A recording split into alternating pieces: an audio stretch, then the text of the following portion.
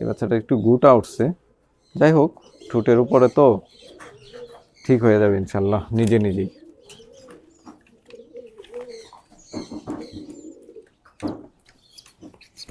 এই দুইটা হচ্ছে আমার পছন্দের খাকি বাচ্চা, আশা করি এরা ভালো করবে, কারণ গত বছর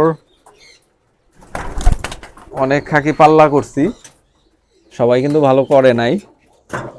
তো এদের প্রতি আমার বিশ্বাস আছে যে এরা ভালো করবে, কারণ হচ্ছে এদের ভাই বোন পাল্লায় খুবই ভালো করছে, তো আশা করি এরাও ভালো করবে ইনশাল্লাহ।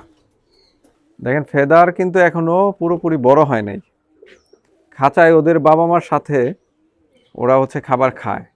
এই বয়সে কবুতরগুলো পোষ মানানো কিন্তু অনেক সুবিধা হয়। মানে এই যে এখন আমি ধাপ্পি খাঁচার মধ্যে বাচ্চাগুলো ছেড়ে দিলাম, জাস্ট আজকে দিন ওরা খাবার খাবে না, কারণ আজকে ওদের পেটে খাবার আছে।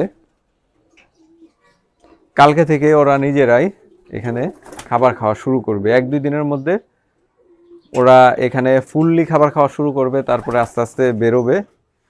তো এইভাবে বাচ্চা সেট করলে বাচ্চার পাক বাঁধার প্রয়োজন হয় না, এমনিতেই সেট আপ করা যায়।